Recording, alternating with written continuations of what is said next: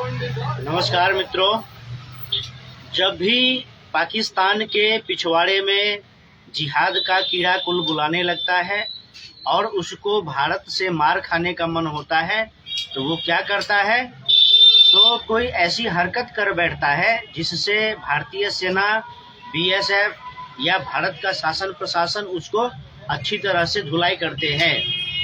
तो पहलगाम आतंकवादी हमला हुआ, उसके बाद से आतंकवादियों के धरपकड़ के लिए भारतीय सेना की ओर से कार्रवाई चल रही है, जिसमें बहुत से आतंकवादी मारे गए हैं और उस सभी आतंकवादियों के घरों को भी बमों से उड़ाया जा रहा है। और इसी क्रम में अभी तक 3,000 लोगों को गिरफ्तार किया गया है कश्मीर में, जो आतंकवादियों को साथ दे रहे थे, किसी न किसी रूप से आतंकवादियों के साथ मिले हुए थे। और वो तो है ही, और बाकी पूरे भारतवर्ष में 7,000 लोगों को गिरफ्तार किया गया है, इसलिए क्योंकि जो लोग पाकिस्तान मुर्दाबाद कह करके पाकिस्तान के विरोध में प्रदर्शन कर रहे थे, यह लोग उनसे जाकर के लड़ाई कर रहे थे कि नहीं, आप पाकिस्तान मुर्दाबाद नहीं बोल सकते, और सब लड़ रहे थे। उसके साथ ही बहुत सारे जो देशद्रोही गद्दार है भारत देश में, वह सब मिल करके आपत्तिजनक टिप्पणी कर रहा था पहलगाम आतंकवादी हमले को लेकर के। कुल मिलाकर के भारत में जो 25 करोड़ 30 करोड़ पाकिस्तान समर्थक लोग हैं, जो भारत का देशद्रोही गद्दार लोग सब है, यह तो है ही। तो एक पहलगाम आतंकवादी हमला हुआ और उसके अगले ही दिन एक बीएसएफ के जवान को पाकिस्तानी रेंजर्स ने धोखे से पकड़ लिया। इस बात का भी, इसका भी इतिहास है।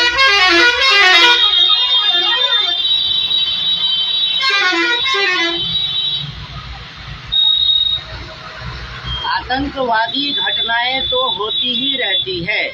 आतंकवादी घटनाओं के साथ साथ धोखे से भारतीय सेना के जवान को पकड़ लेना, बीएसएफ के जवान को पकड़ लेना, या किसी भारतीय नागरिक का अपहरण करके उसको जासूस बता करके उसको जेल में रखना, टॉर्चर करना, यानी कि भारत के प्रति जो नफरत की मानसिकता है, जहर घुली हुई मानसिकता है पाकिस्तान की, यह लोगों को समझना चाहिए। वैसे तो पाकिस्तान जो बना वह हिंदुओं से घृणा में ही बना, भारत से घृणा में ही बना, और पाकिस्तान का सारा राजनीति, पाकिस्तान की पूरी राजनीति हिंदुओं से घृणा और भारत से घृणा के आधार पर ही चलता है।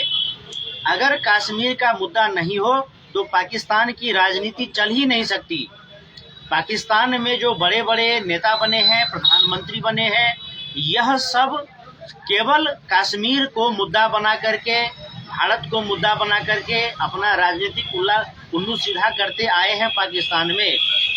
तो बात करेंगे विशेष रूप से जो बीएसएफ के जवान को पकड़ा है पाकिस्तानी रेंजर्स ने, तो जिस जगह से पकड़ा है वहां पर दूर दूर तक कोई पेड़ पौधा नहीं है और वहां पर फेंसिंग भी नहीं है, जिससे कि एग्जैक्ट पता किया जा सके कि कहां भारत, कहां सीमा है, कहां नो मैंस लैंड है और कहां से जाना है।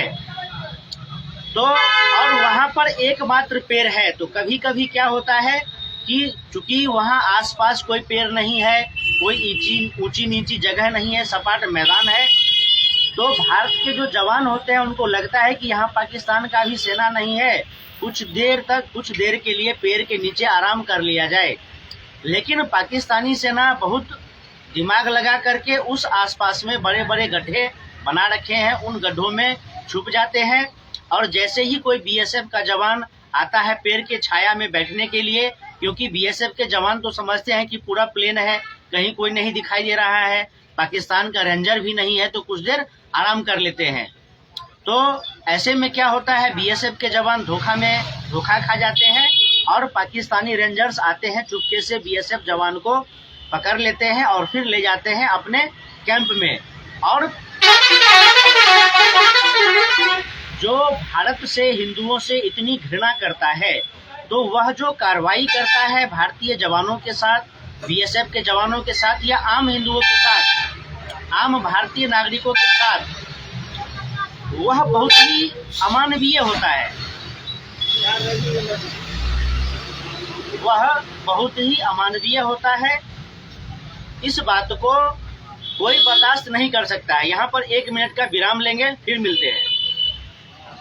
5 मिनट।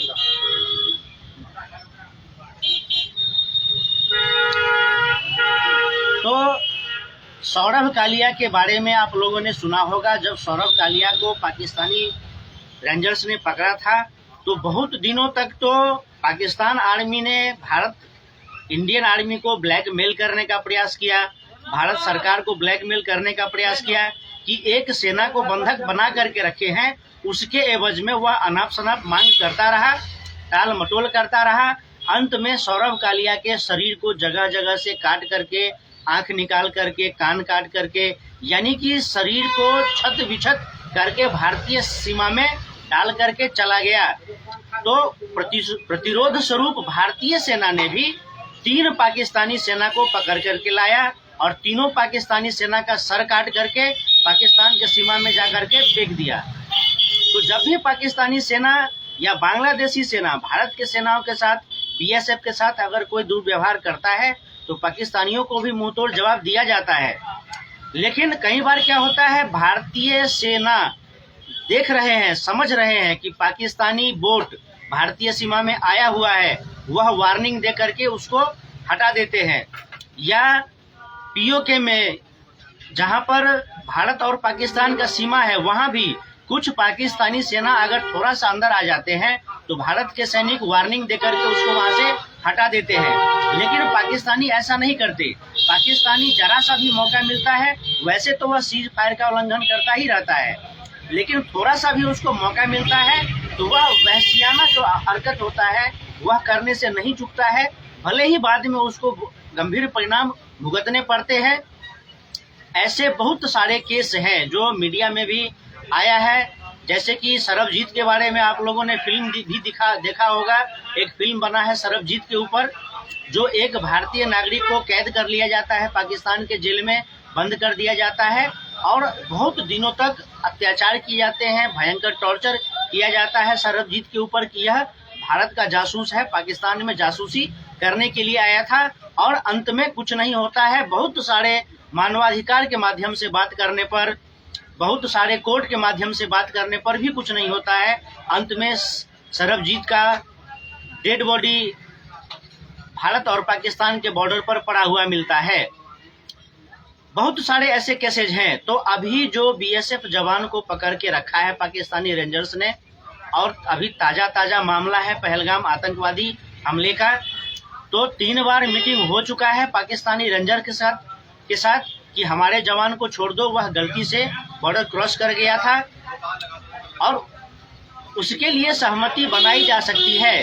कुछ पूछताछ के बाद, कुछ शर्तों के बाद छोड़ा जा सकता है, ऐसा नहीं है।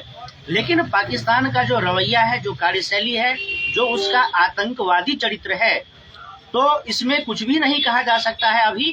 लेकिन अगर भारतीय बीएसएफ के जवान को कुछ अनहोनी हो जाती है, तो पाकिस्तान को भी इसके गंभीर परिणाम भुगतने होंगे, जो हमेशा से पाकिस्तान को मुंहतोड़ जवाब देता आया है। हालांकि सीज फायर भी हुआ है बहुत बार और पाकिस्तान को बढ़िया से जवाब मिलता है, लेकिन पाकिस्तान जो है, एक तो डॉगी के शक्ल का देश पाकिस्तान का जो नक्शा है वह बिल्कुल डॉगी की तरह है। तो कह सकते हैं कि पाकिस्तान जो है एक कुत्ते का दुम है, जो ऐसे सीधा नहीं होता है। जब उसको लठ बजाया जाता है, अच्छे तरीके से जब उसकी तोड़ाई की जाती है, कुटाई की जाती है, तो उसको समझ में आता है, लेकिन कुछ दिन के लिए ही। खैर जो भी हो, जब भी पाकिस्तान ने भारत के साथ कुछ अहित किया है, तो पाकिस्तान को उसका भरपूर दंड मिला है और इस बार भी मिलेगा, भरपूर मिलेगा। फिर मिलेंगे अगले वीडियो में। नमस्कार।